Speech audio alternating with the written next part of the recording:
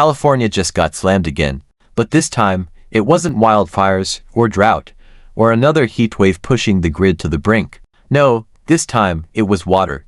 Relentless, unstoppable, chaotic water poured from the sky like nature's version of a holiday tantrum. Right after Christmas, while people were still digging through wrapping paper and trying to reheat leftovers, California was drowning in one of the most destructive floods in recent memory. Driven by a brutal atmospheric river, the state was hit with concentrated, torrential rain that pushed an already fragile landscape straight into crisis. If you enjoyed this breakdown, don't forget to like, subscribe, and drop a comment. Your feedback helps shape what we cover next, and you being here keeps the conversation going. Thanks for watching. See you in the next one. Entire neighborhoods, flooded, roads, gone, homes, smashed by mud, soaked through, and filled with debris. This wasn't your standard storm, this was a full-blown weather assault, and the timing couldn't have been worse. It started with heavy rain, but not just any rain. We're talking about an atmospheric river event where a narrow, high-powered band of moisture in the sky dumped water faster than the land could absorb it. And remember, the ground was already saturated from earlier storms, so when this one hit, there was nowhere for the water to go. Rivers overflowed, hillsides gave out, and just like that, chaos spread across California. Within hours, streets turned into fast-moving rivers of brown water and sludge. Homes were inundated. Residents had to scramble, grabbing what they could before the floodwater surged in. Emergency crews were dispatched to evacuate entire neighborhoods. Shelters filled up quickly, and thousands of people were forced to leave their homes behind, unsure of what they'd return to if they could return at all. And here's the kicker, it didn't stop when the rain did. Even after the skies cleared, the danger kept creeping in. Floodwaters lingered, soaking everything in toxic mud and sewage. The saturated hillsides, already unstable from past wildfires, started sliding. Roads were blocked by landslides and massive debris fields, and bridges were either damaged or completely washed out. Communities were cut off, and some rescue efforts had to be rerouted just to reach the stranded. The power grid buckled. At the peak of the storm, over 1.2 million homes and businesses lost electricity. That's not just an inconvenience, that's a crisis. No heat, no lights, no communication. And for some, that blackout stretched for days, making recovery efforts even more difficult. For those already displaced, it was just another layer of disaster stacked on top of an already unbearable situation. The images coming out of California look post-apocalyptic. Cars half submerged, trees downed across roads, entire freeways transformed into waterways. And as the waters started to slowly recede, what they left behind was a mixture of oil, sewage, and toxic debris coating everything in sight. Mold started creeping into walls. Electrical systems were fried. And suddenly, thousands of homes weren't just wet, they were uninhabitable. This wasn't just a natural disaster. It was a full-spectrum emergency that exposed how fragile much of California's infrastructure really is. Bridges buckled. Highways crumbled. Even some emergency routes became impassable, isolating entire communities and delaying much-needed help. First responders were stretched thin, racing against time and terrain to get people out before mudslides buried roads or rivers swallowed homes. And here's where it gets even more concerning. This wasn't exactly unpredictable. Scientists have been warning for years that atmospheric rivers are growing more intense, especially as climate change continues to warm the planet. And California, with its cycle of drought and fire followed by heavy rain, is perfectly positioned for disaster. The hillsides are dry and scorched in the summer, which weakens the soil. Then winter hits, dumping intense rain on already compromised ground. The result? Instant mudslides and flash floods. And let's talk about the environmental nightmare unfolding. That floodwater wasn't just water. It was contaminated with oil, pesticides, sewage, and industrial waste, turning every soaked neighborhood into a toxic zone. That mud you see covering living rooms and kitchens. It's hazardous.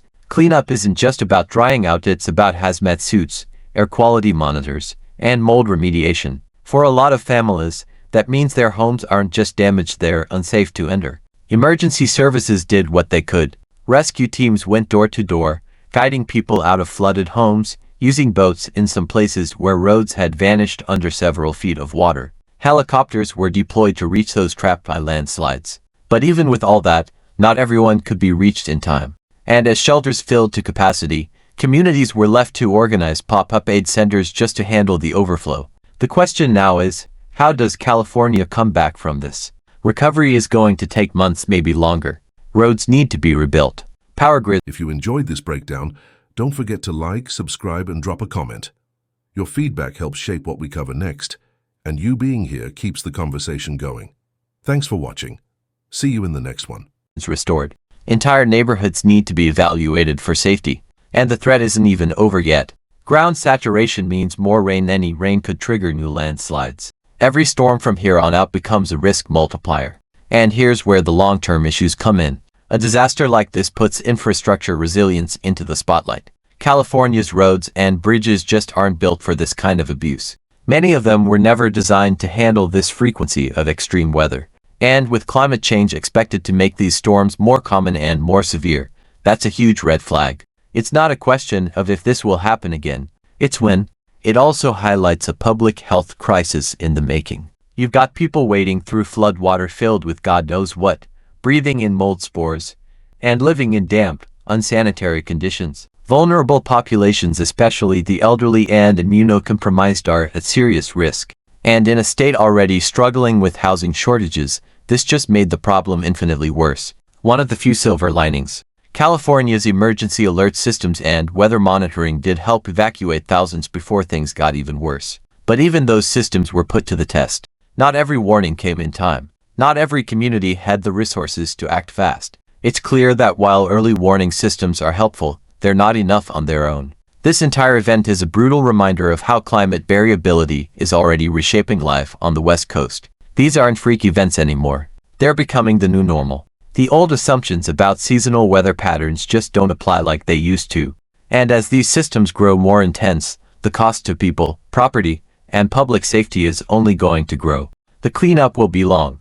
The emotional toll, even longer. Families are displaced, businesses destroyed, and entire towns are now grappling with how to start over. It's not just about drying out, it's about rebuilding, rethinking, and preparing for the next inevitable storm. Because it is coming. California isn't unfamiliar with disaster. Fires, quakes, drought. It's practically a testing ground for extreme events. But this flood has shaken even the most prepared.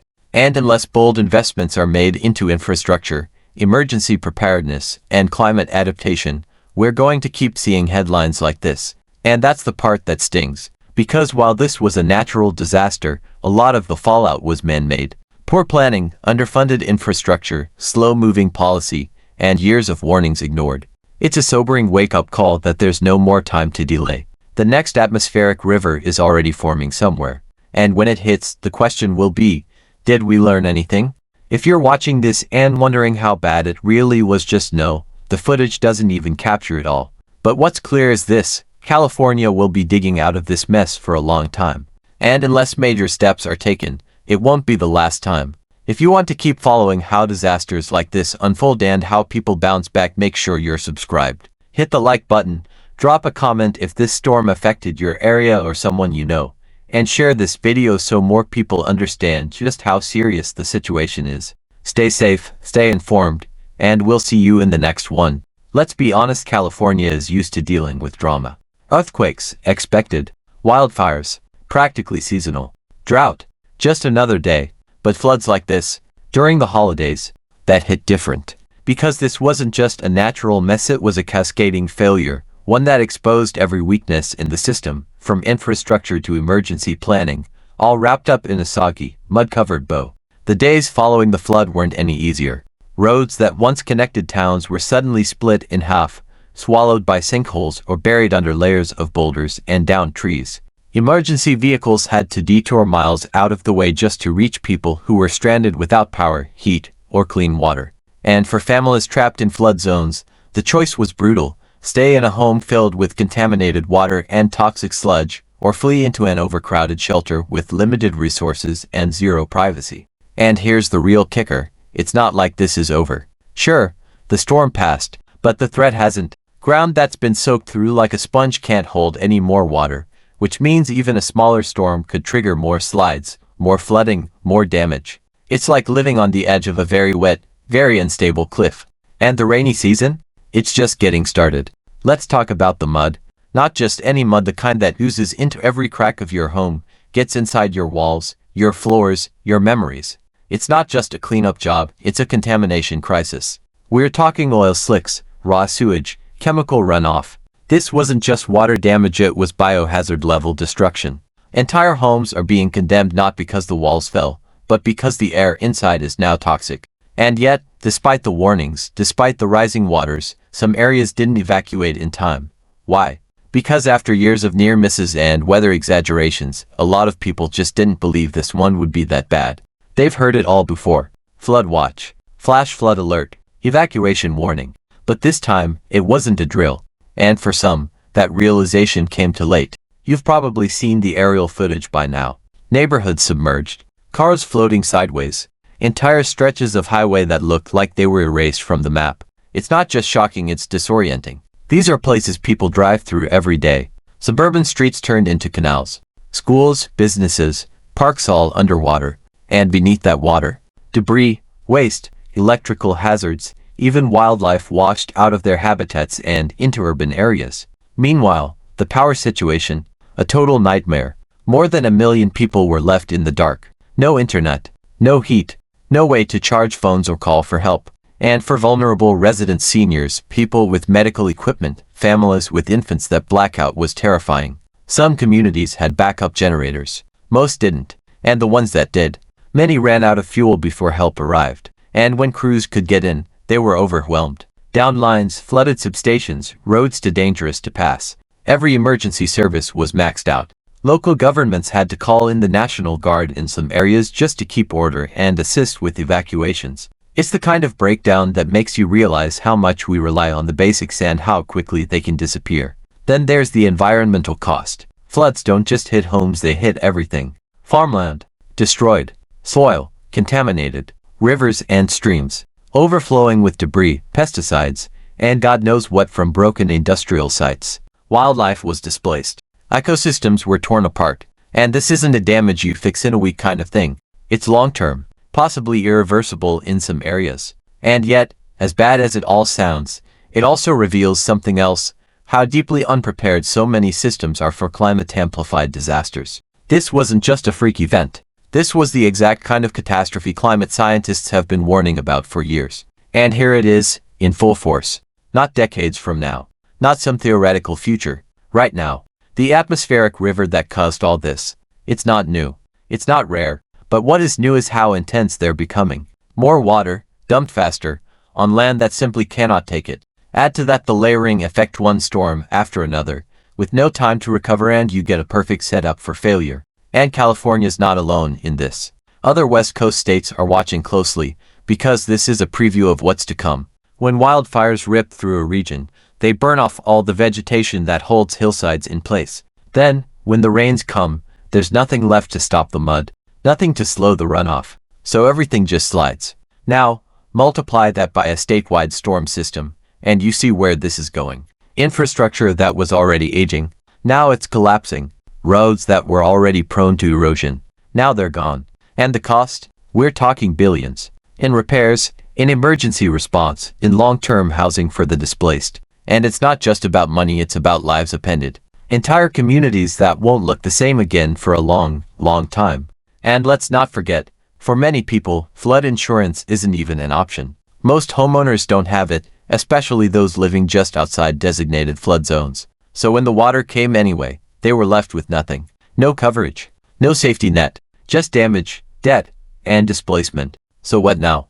Well, rebuilding, sure, but also reckoning with how we built, with where we built, with how we prepare. Because one thing is clear, these aren't once-in-a-lifetime events anymore. This is the lifetime.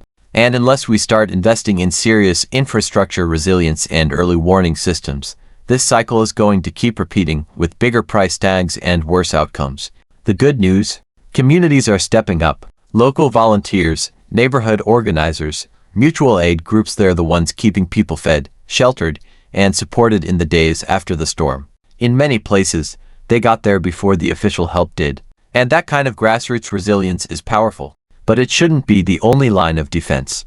We need leadership that doesn't just react but plans ahead. Policy that doesn't just patch up broken roads but reinforces them to survive the next wave. And systems that don't just warn people at the last minute but give them the resources to actually leave safely. Because if this storm showed us anything, it's that California's margin for error is shrinking fast. So here we are days after the flood, still knee-deep in recovery. People are returning to homes that barely resemble what they left. Some are sleeping in cars. Others are navigating insurance chaos. And many are just hoping the next storm holds off long enough to catch their breath. And honestly, that shouldn't be the bar. We should be building to withstand, not just survive. Because this won't be the last atmospheric river. It won't be the last climate-fueled disaster. And if we keep treating these like isolated events instead of what they really are, symptoms of a bigger, worsening pattern, then we're just going to keep cleaning up after disasters instead of preventing them. And here's the truth that no one really wants to say out loud. We are always one storm away. One intense, fast-moving weather event from watching entire communities slide into crisis mode. That's the reality California just lived through, and the rest of the country is watching it like it's a trailer for their own future. Because what happened here is part of a much bigger pattern. The storms are getting stronger. The warning windows are getting shorter. And the systems we built decades ago, they weren't made for this. You can't scroll past these headlines anymore. Christmas flood leaves California in ruins isn't just clickbait, it's the new normal. It's the result of a perfect storm hitting an imperfect system. And now we're watching the fallout, frame by frame, as people try to rebuild what's left of their homes, their neighborhoods, their routines. When the adrenaline fades and exhaustion takes over, that's the part that breaks people. And that's exactly where California is now.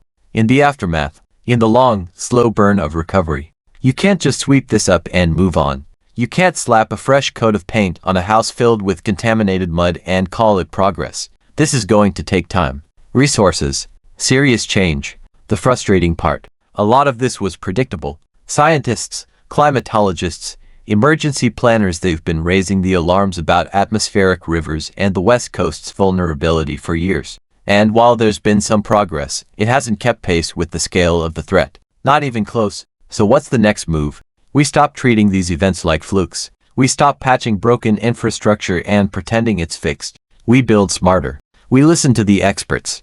And we fund the systems that keep people safe before the emergency hits, not just after everything's already underwater. Because if a state as resource-rich and disaster-tested as California can get knocked flat by one major storm, what does that mean for everywhere else? The lesson isn't subtle. It's screaming. Nature isn't playing by old rules anymore, and if we keep pretending it is, we're going to keep losing. If you've made it this far, you probably care about what's happening. Maybe you're living through it. Maybe you're trying to make sense of it. Either way, you're part of the conversation, so don't scroll away. Like the video, share it with someone who needs to see it, and drop a comment about what you think needs to change. Because storms may pass, but the consequences don't. And neither should our attention. Thanks so much for watching. If you made it all the way to the end, you're officially part of the small percentage of people who don't just click away, and that means a lot. Before you go, I'd love to hear from you. Drop a comment below and tell me your thoughts, your ideas, or even what you'd like to see next. I read every single one of them, and your feedback genuinely shapes the direction of this channel. If you enjoyed the video, tap that like button. It tells YouTube this content is worth sharing. And if you haven't already, hit subscribe and turn on notifications so you don't miss the next upload. We've got more exciting videos coming, and trust me, you'll want to be here for them. This channel is just getting started, and your support helps it grow faster than you realize. Thank you again for spending a part of your day here with me. Stay curious, stay motivated, and as always, take care of yourself. Until next time, I'll see you in the next video.